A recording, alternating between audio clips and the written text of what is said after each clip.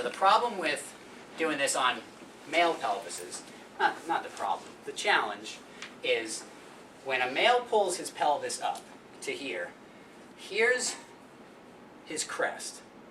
Here's his lower border of his rib cage.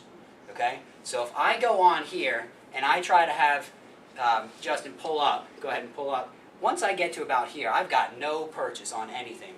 Because of the shape of the pelvis, it's so much higher and so much narrower that when he pulls up, I've got no room between the top of the crest and the rib cage.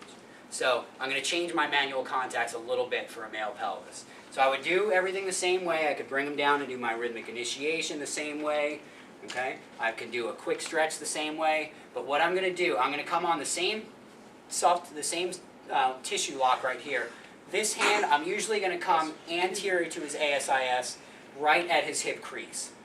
Okay? Now, I'm still in the same direction with my forearms. So now when I tell him to pull up, go ahead and pull up, I've got resistance that I can go with both hands.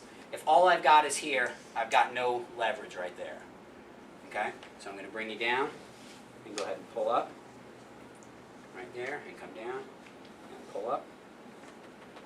Down, and pull up.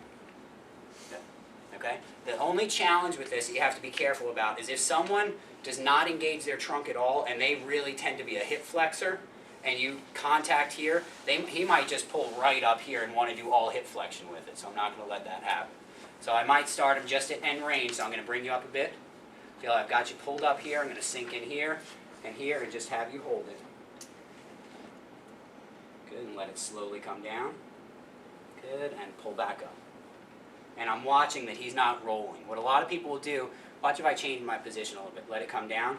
If I go here, which is where a lot of people were, and I say pull up, see what that does to him? Just by changing my angle of my body.